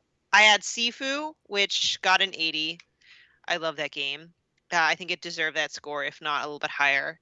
Saints Row, Gran Turismo 7, which was an 87. Mario plus Rabbids, Spark of Hope, that will be good. Stray, Triangle Strategy got an 83. I don't recall, but maybe someone can pull it up real quick. The Teenage Mutant Ninja I Turtles am right Shredder's now. Revenge. This one was so disappointing. This probably hurts more than the Breath of the Wild 2 that I got 0 for. Is Aztec Forgotten Gods. I had so much faith in that indie game, and it got a 53. Splatoon 3, Breath of the Wild 2 with a big fat 0, and a Plague Tale Requiem. So I'm doing, Ninja Turtles got an 89, by the way. Yay! Wait. Is it absolutely confirmed that Breath of the Wild 2 is not coming this Yeah, year? they already Yes. said it wasn't. Is it? Okay. Yeah, Nintendo put its own video out saying that it's not coming out. It wasn't even a Oh, direct. that's right. It was right. its I remember own that now. 3-minute video of sadness Hey, well, not. of Anuma standing in a black room with his Yep. cool T-shirt going, I remember that now. Oh, and a fresh haircut. Zelda's canceled. Bow. So sorry. Team needs a little bit longer to work. That was an imitation of the translator, not Anuma. Sorry if I didn't mean that to sound like Offensive. Yeah. So Okay. that totaled up to 389. Who's going next? Me. I'll go next. Oh, go ahead, Corey. Yeah. All right. So my scores are not nearly as high. Who's adding this for me? I guess I can do that. I added everyone's numbers. Oh, you did? Oh, great. Yeah. Great. So I had Nobody Saves the World, which got a 79, which I'm surprised it was that low. I have Xenoblade Chronicles 3, which is coming out next month. God of War Ragnarok. Starfield, which is a big fat 0. Tunic, which is an 85. Stalker 2, which is another big fat 0. Because that game is indefinitely delayed because of the war. Of course, everybody stay safe over there. Your safety is more important than my Metacritic draft score. That was mean. I'm sorry. No, everybody stay safe, please. My wife's family knows people over there, and it's sad. Yeah. Gotham Knights, which is still supposedly coming out this year. Sea of Stars, which just recently got announced that it was being delayed to next year, so big fat 0. Marvel Midnight Suns also got delayed again, but not out of this year yet. MLB The Show 22, which got a 77. And Tiny Tina's Wonderlands also got a 77. So I'm gonna tell you right now, I don't think Marvel's Midnight Suns is gonna. If Marvel's Midnight Suns scores higher than 75, I'll be surprised. yeah, I know, me too. Very concerned about that game as well. Man, I need God of War and Xenoblade to score perfect 10s, perfect 100s across the board. Well, they'll do well for sure. Yeah, I'm don't anticipating know. I'm anticipating God of War getting like a 90, unless something really traumatic happens, like like a leak like Last of Us 2. I think God of War is going to hover around an 85. You think it's not? You think so? Mm-hmm. Yeah, I think everybody's going to judge. I think first of all, I think PlayStation first party games are going to be rated harder this time around because A, it's PlayStation and it's popular and people are just going to start rating it hard. B, a lot of their sequels have been like the first games were so good that the sequels are just kind of like more of the same. You know what? And I think people are going to judge it on that as well. If Starfield wasn't a thing, this would have been last year's most anticipated. If Starfield and Elden Ring weren't a thing, like this would have been last year's most anticipated game. I mean, I agree with you. I don't agree with you. I don't think so. I feel like God of War is a very divisive game. The people that love it absolutely love it, and the people that don't just don't care that it exists. And like I'm kind of one of those people that could go either way on a sequel, to be honest. I guess, but I'm not I haven't played God of War yet. I know it's crazy. I want to and I will. But I don't know. I feel that there's definitely a lot of hype there. But yeah, sequels are You hard have to a predict. wait. You have a PS5. Oh yeah, you don't have PlayStation Plus right now. No, but I used to have the account and I got God of War. So whenever I renew, I'll have that free again. Actually, I think I also just bought it. It did get a PS5 enhancement patch, I think. Yeah. So I mean, I'll play it when I get a PlayStation. I will get it. I will play it because I like that series, but it's not like, I don't know. I was kind of disappointed with the last one. Mm-hmm. Well, I still feel like God of War and Xenoblade Chronicles 3 will catapult you up because like my scores. Look at Aztec. That got a 53. I got yeah, but you don't have nearly as many zeros as we do. Yeah, true. Well, and I think honestly, it's Shredder's Revenge helped save me a little bit. Because my zeros are just now starting to hit the list. Speaking of, because Final Fantasy. Okay, here we go. All right, so for my 11 games, I have Uncharted: Legacy of Thieves Collection, which scored an 87 on Metacritic. Horizon Forbidden West, which scored an 88. Elden Ring, which scored a 96. That's my top. That's my top scorer right now. Ghostwire Tokyo did a 77, which that was kind of disappointing because I actually enjoyed that game. We've got the Callisto Protocol, which is coming up in December. That's gonna be my Hail Mary right there. I think that game's gonna score higher than you think it is. Do you think it'll score higher than God of War? Ragnarok? You think it will? We should start a side bet. I think it will. I'm gonna go out on a limb and say Callisto Protocol. I think so many people are hungry for Dead Space, and the fact that this is coming out before Dead Space and it's by Schofield and his team, like I think this game is gonna score low 90s. Mm-hmm. Is my guess. All right, and then here comes the first Walk of Shame: Advanced Wars 1 and 2 Reboot Camp.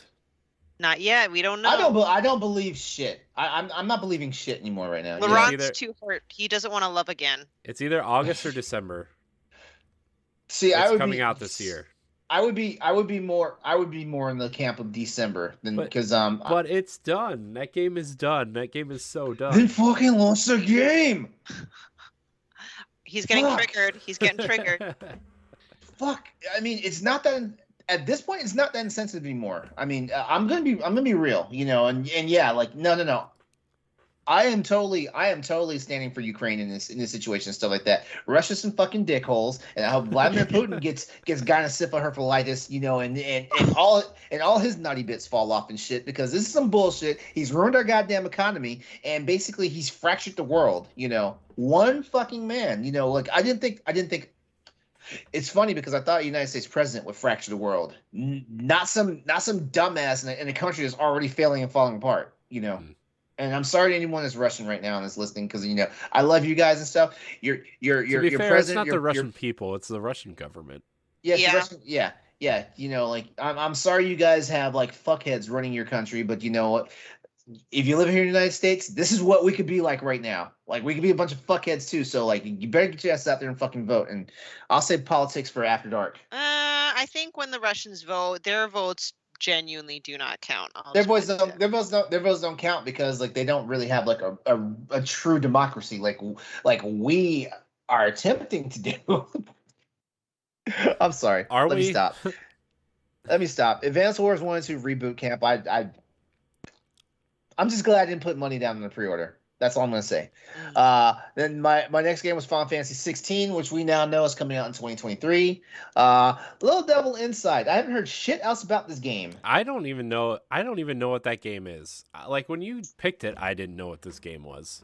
So you never looked it up? No. Is it a horror game? It sounds like something like Little Nightmares. That's the game I thought of when you first said that. Yeah. Well, here we go. Where's the trailer at? Here, I'm gonna just put the trailer in our. I'm just gonna put the trailer in our chat. You guys look at that while I continue to talk about my list.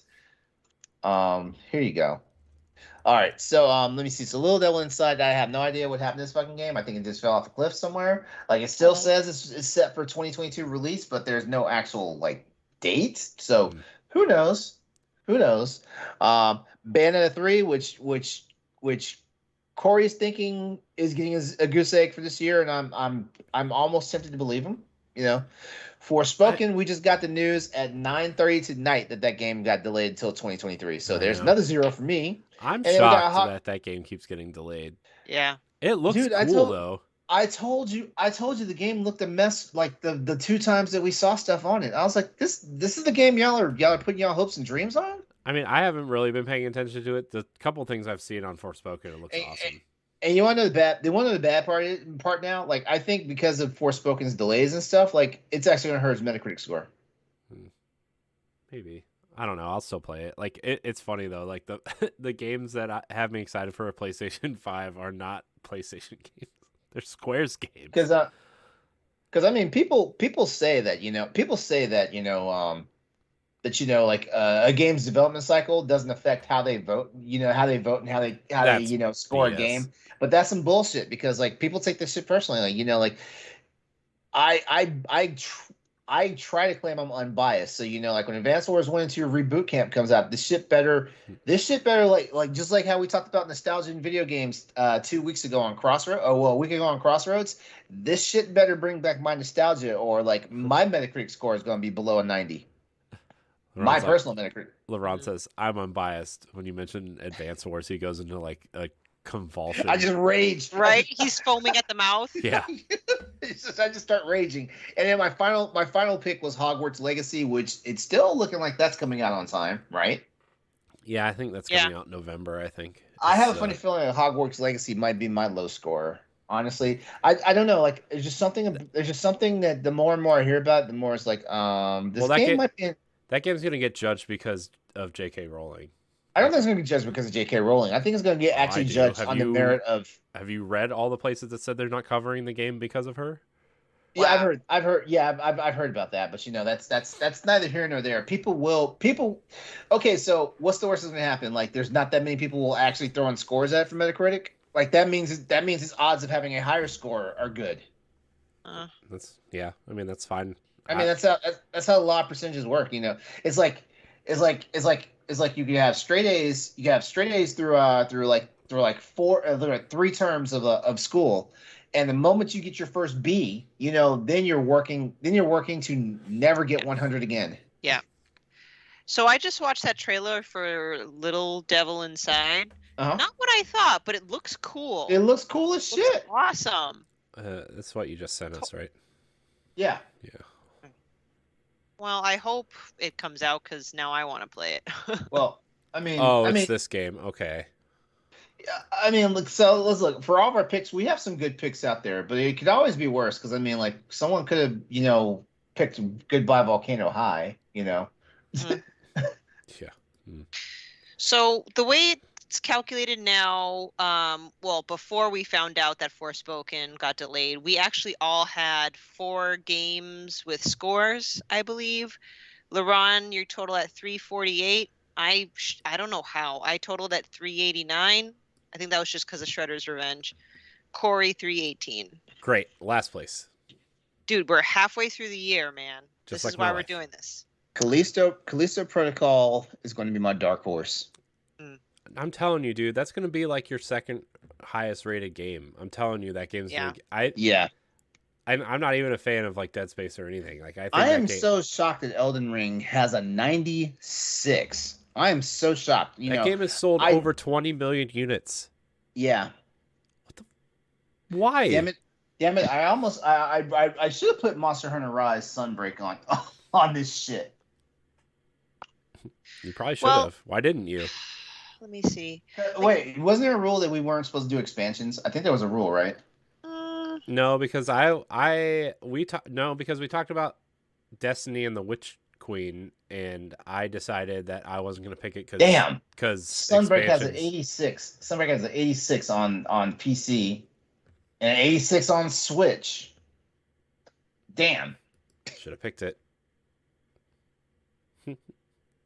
Anyways, So, side like, tangent. That Splatoon Switch looks cool.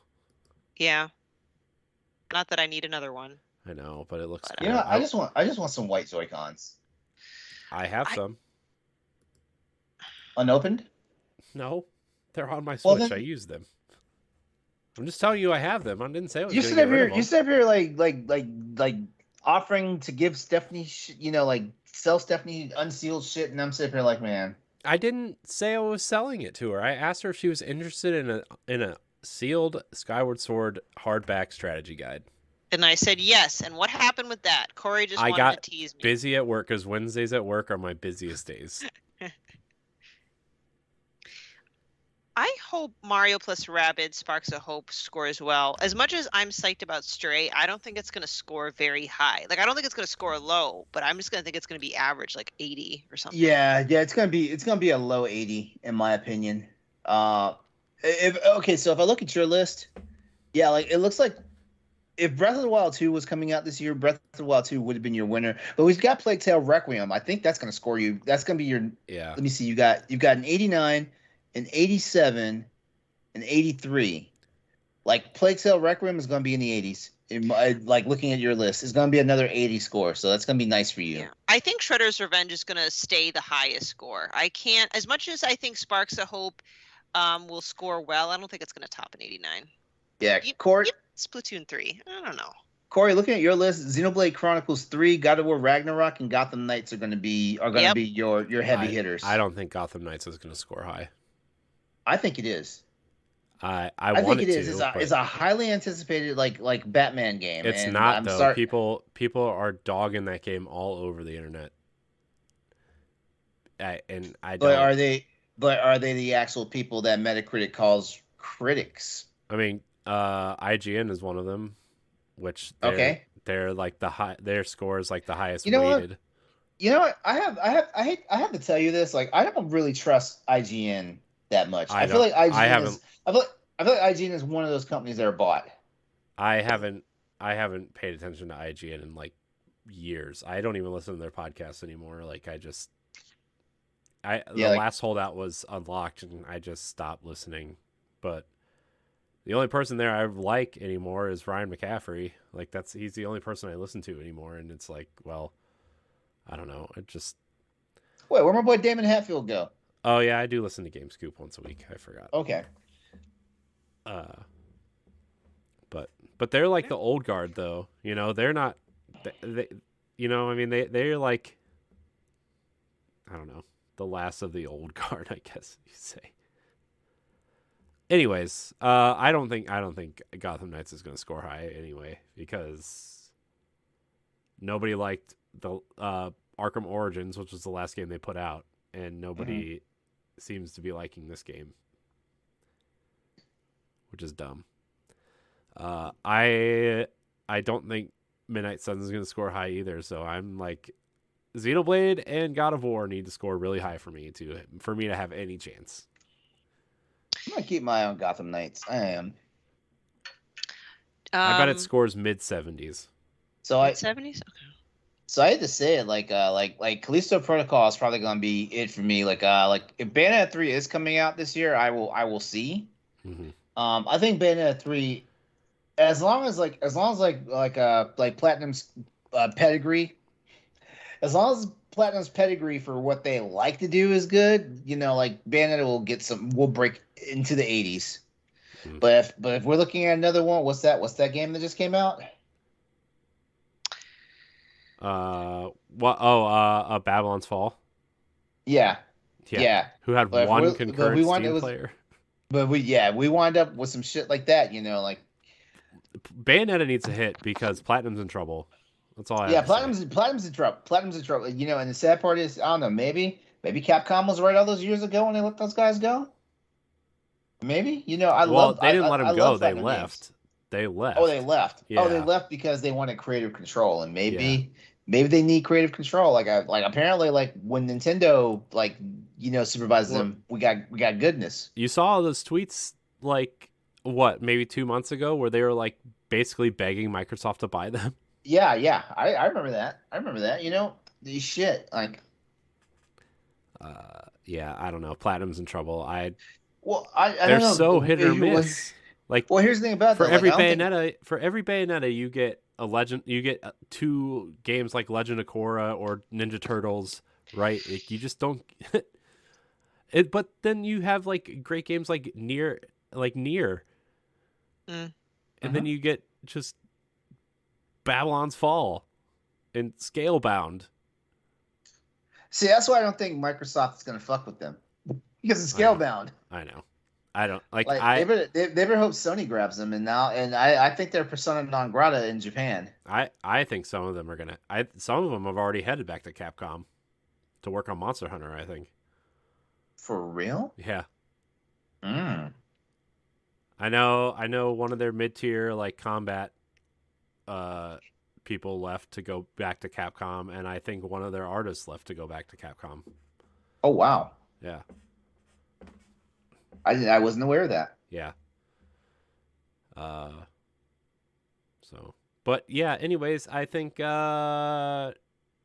need to add to our lists. All right. Are we just doing like one more, two more? I mean, I honestly can't think of a lot to add. I know we just had a bunch of showcases and stuff like that, but I'm just like, none of them really was like, oh yeah, this is gonna go on my. I mean, like at the beginning of the year when we thought all these games were coming out and E3 was still a thing and everything, like I thought we would add like 5 mid-year, but like I don't think there's even that many to add. Exactly. Mm-hmm. So maybe we should just do like 1 or 2. Yeah. By the way, all you PlayStation 5 people out there, and I know you guys can pick this or not, I don't care. Valkyrie Elysium is going to be a sleeper hit for you guys, for PlayStation owners. Valkyrie Profile and Valkyrie Samaria are some of the best RPGs that nobody's ever played. And, it's launching September 29th. Okay. And the deluxe edition of Elysium is coming with the remake of 1 that they put out on PSP. I'm like, that's, if you're going to point to a game for me to buy a PlayStation 5 this year, that's it. So you're telling me that's going to be one of your picks? I mean, you better claim it now. I'm not going first. Stephanie's going first. No, I think you should go first because you currently are the lowest score. You gotta fuck around and let someone get. I gotta see what else is shit. I gotta see what else is coming out this year. Somebody hasn't picked. All right. Well, while he's looking, I will go first, and I will be kind because I did take a lot of games from you, not intentionally, when we first did this. I am going to do. Actually, let me just Google to make absolute sure that this is coming out this year. Release date. Return to Monkey Island. That's an interesting pick. That's quite a pick. Hey, it's Devolver. I have faith in Devolver. You see all the crap that what's his face was getting from that? I should stick to my PlayStation roots and call this game that's coming out in September. And that is? The Last of Us Part 1 remake. Oh. Ooh. But hold on, I'm still looking at the list. Give me 1 second here. I need to find a decent list. There's also Modern Warfare 2. Yeah, that game's getting. I think that game will score in the mid 80s. Pokemon Violet and Scarlet. Maybe I should do something uncalled for. You can have your 70s. It's fine. You said 70s? Yeah. Okay. I'm just being a jerk. I don't really know how good or bad those games are going to be. Yeah. Okay, so let's see. It might be the Last of Us remake, but hold on a second, because I thought another one caught my eye here. What was it? Oh, Stephanie already has Saints Row. Damn it. She does have Saints Row. Yeah. Remember that game was supposed to come out in February? Yeah. There's a free character creator on there, by the way, that you can create your character and then import that character into the game when it comes out. Oh, the other game. Like the other game that I was thinking about was Live Alive. But I don't know. You know what? I feel like I can't trust that one. I was like, don't you dare. Oh, right, so I didn't know this was coming out this year. Yeah, it's Interesting. yeah, so I'm gonna go with the Last of Us remake. Okay. Mm. Last of Us Part One. I feel like lightning's gonna strike twice, a third time. All right. So you picked Last of Us Part One. Let's Hmm. see. Why did I do that? Dang it. Where is it? There it is. Okay. Sorry, everybody. I'm just trying to. I hit enter instead of shift enter in Discord. Um, Last of Us. Whoops. Us Part One. And then Stephanie, what did you pick? Return to Monkey Island. Return to Monkey. I bet that game's gonna score well. They got the original creator back to do it, and Yeah, um, I I think it think has a chance. yeah. I know this is not gonna score well, but I love the series anyway. I'm picking Valkyrie Elysium. Okay. Gosh, I want to play that game so bad, and it's not coming to Xbox. All right, Stephanie, what's your second pick? I'm going to do Live Alive. Oh man, did you not listen to Powblock this week yet? No, I have not. Ed was not very high on that game, and you know how Ed is. What do you He's mean? What do you mean what? Like this? I thought he was. Yeah, he I played really the thought he demos was out, too. and he said he played the demo, and he was not very high on it. All right. Well, whatever. I already made my choice. Uh, are you sure you don't want to change it? This is your one chance. This is your finger on the chess piece moment. I know, but now the pressure's on me to think about other games because that's the only other one I was thinking about. That was on my list. Um, Hmm. you know what? I'll still stick with it. Okay. At least it's not a 0. It's true. It'd be pretty shocking if it got delayed 3 weeks from when it's supposed to come out. Yeah. LeRon. I don't know why I want to take this chance on the next gen releases of Persona 5 Royal. I don't know why, Is that but a choice? Can you do that? I'm not calling that though. No, I'm not calling that. Take a I really chance do on feel like I really do feel like it should be one of these Pokemon games, but I don't know. Like I feel like, but the one time I do, like I have no faith in Pokemon, so I feel like the one time I actually throw a Pokemon list on my a Pokemon game on my list, that's when it'll really like screw me over.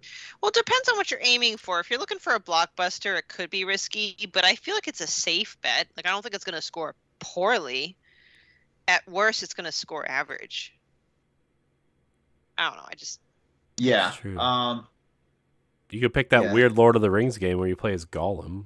Oh, Gollum. I swear, like the fanboys are getting like nerd boners about that game, and I'm just like, really?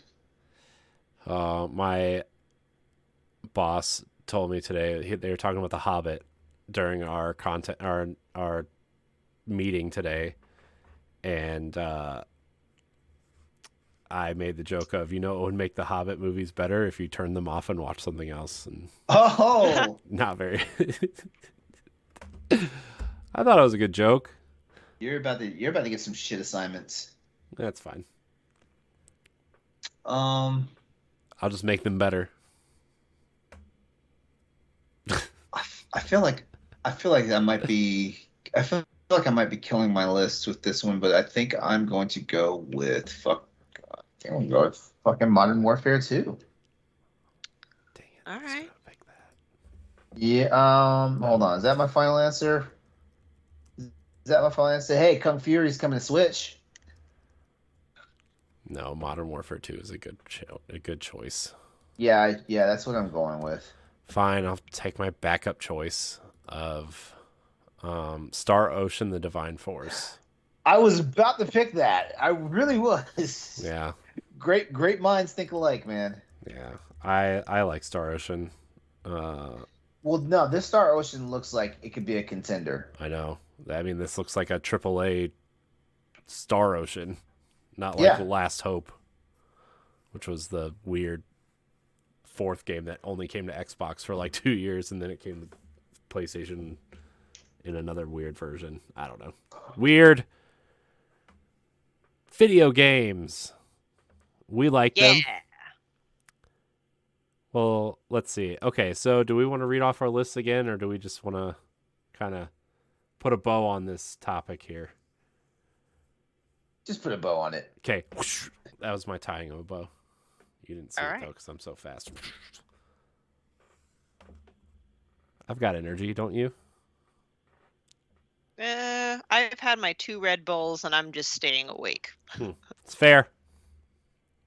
All right.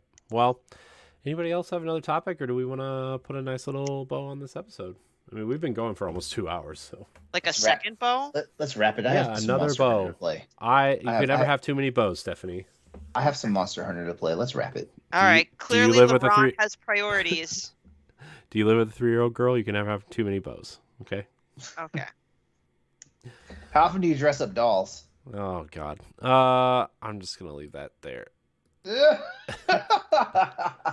I want to thank everybody for watching and/or listening to this episode of the Boss Rush Podcast. Remember, you can find it every Friday on your podcast service of choice. If you subscribe to our Patreon, patreon.com/Boss Rush Network, you can get the audio version of this show for just $1 1 week early.